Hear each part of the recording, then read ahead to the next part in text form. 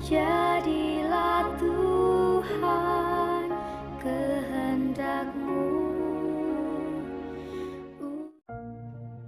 Shalom dan salam sejahtera untuk kita semua. Selamat pagi. Kiranya kasih karunia dan damai sejahtera dari Tuhan boleh menjadi bagian kita semua. Saudara-saudaraku yang dikasihi oleh Tuhan, pada pagi hari ini, sebelum kita mendengarkan renungan pagi kita, mari kita tunduk kepala, kita berdoa. Ya Tuhan, terpujilah nama-Mu, terima kasih banyak untuk berkat-Mu yang boleh kami rasakan sampai pada saat ini.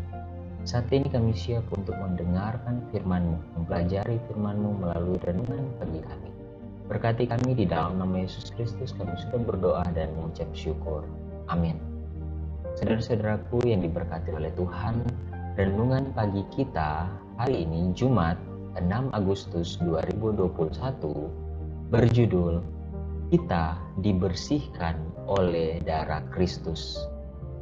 Ayat intinya terdapat di dalam 1 Yohanes 1 ayat 7. Firman Tuhan berbunyi demikian, tetapi jika kita hidup di dalam terang, sama seperti Dia ada di dalam terang, maka kita beroleh persekutuan seorang dengan yang lain, dan darah Yesus anaknya itu menyucikan kita daripada segala dosa. Saudara-saudaraku yang diberkati oleh Tuhan, mari kita ikuti keterangan renungan pagi kita pada pagi hari ini. Sebagian orang berbicara tentang zaman Yahudi sebagai periode tanpa Kristus, tanpa belas kasihan atau rahmat. Untuk itu berlaku kata-kata Kristus kepada orang Saduki, "Kamu sesat, justru karena kamu tidak mengerti kitab suci maupun kuasa Allah." Periode pengaturan Yahudi adalah salah satu manifestasi luar biasa dari kekuatan ilahi. Begitu mulia kemunculan kehadirannya sehingga tidak bisa ditanggung oleh manusia fana. Musa yang sangat disukai Allah berseru, "Aku sangat ketakutan dan sangat gemetar."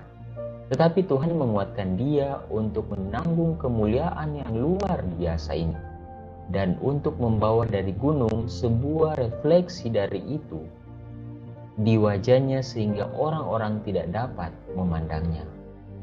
Sistem pengorbanan itu sendiri dirancang oleh Kristus dan diberikan kepada Adam sebagai lambang dari juru selamat yang akan datang, yang akan menanggung dosa dunia dan mati untuk penebusannya.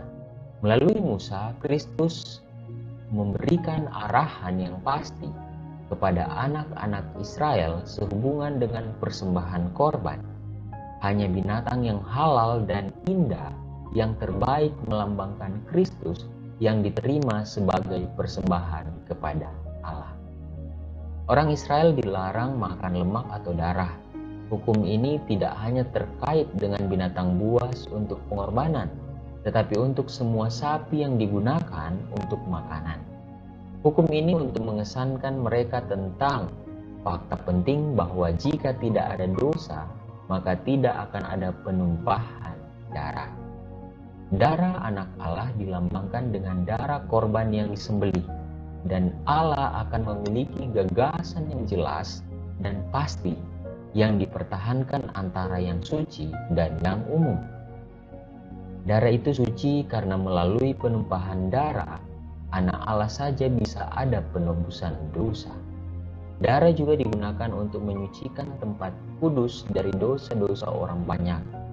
Dengan demikian, melambangkan darah Kristus yang mana itu saja yang dapat membersihkan kita dari dosa. Saudara-saudaraku yang diberkati oleh Tuhan, sangat luar biasa firman Tuhan pada saat ini. Kita dibersihkan oleh darah Kristus yang seharusnya kita tidak layak untuk diselamatkan, untuk ditebus. Tapi Tuhan dengan penuh kasih, Dia rindu menyelamatkan kita karena kasih-Nya yang luar biasa dalam hidup kita. Untuk itu saudara-saudaraku, mari kita datang sama Tuhan. Puji, muliakan namanya, bersyukur setiap hari untuk setiap berkat yang Dia berikan, apapun keadaan kita, dimanapun kita berada. Karena hanya oleh karena darahnya kita boleh memperoleh penebusan. Dan Tuhan mau mengajarkan kepada kita, kalau tidak ada dosa, maka tidak akan ada penumpahan darah. Perjanjian Lama, anak Allah dilambangkan sebagai anak domba yang dikorbankan untuk menebus dosa, menebus manusia dari dosa. Dan ketika Tuhan Yesus datang, dia genapi di kayu salib. Karena kasih, percaya sama Tuhan, Tuhan akan tetap bersama-sama dengan kita dan dia akan melindungi kita kemanapun kita pergi dan berada, asalkan kita serahkan sepenuhnya hidup kita sama Tuhan. Kiranya lewat firman Tuhan pada renungan pagi hari ini boleh menjadi berkat dalam kehidupan kita, terlebih khusus dalam menjalani setiap aktivitas kita hari ini di hari persiapan ini. Mari kita tunduk kepala, kita berdoa. Ya Tuhan, terpujilah nama-Mu, terima kasih banyak untuk firman Tuhan pada pagi hari ini. Kiranya berkat Tuhan boleh menjadi bagian kami, kiranya Tuhan selalu bersama-sama dengan kami, karena kami menyadari tanpa Tuhan kami bukanlah apa-apa. Terima kasih ya Tuhan untuk penebusan, untuk darah yang Engkau telah berikan bagi kami, untuk menebus kami dari dosa, dan memberikan kesempatan bagi kami untuk memperoleh kehidupan yang kekal. Untuk itu ya Tuhan, kami sekali lagi mau menyerahkan hidup kami ke dalam tangan Tuhan saja. Kehendak Tuhan yang terjadi dalam kehidupan kami. Bapa di surga, hamba-Mu berdoa secara khusus bagi para pemirsa manapun mereka berada. Kiranya kesehatan, kekuatan Tuhan berikan bagi mereka. Jika ada di antara mereka yang dalam keadaan sakit, Tuhan berikan kesembuhan bagi mereka. Sanak saudara mereka, keluarga mereka dimanapun berada juga Tuhan berikan kesehatan. Jika ada di antara sanak saudara mereka dalam keadaan sakit, kiranya kesembuhan yang berasal daripada Tuhan saja boleh menjadi bukti. Terima kasih Tuhan, di dalam nama Yesus Kristus kami sudah berdoa dan mengucap syukur. Amin. Saudara-saudaraku, selamat beraktivitas, tetap jaga kesehatan, tetap semangat, selalu andalkan Tuhan. Tuhan kiranya memberkati kita semua. Shalom.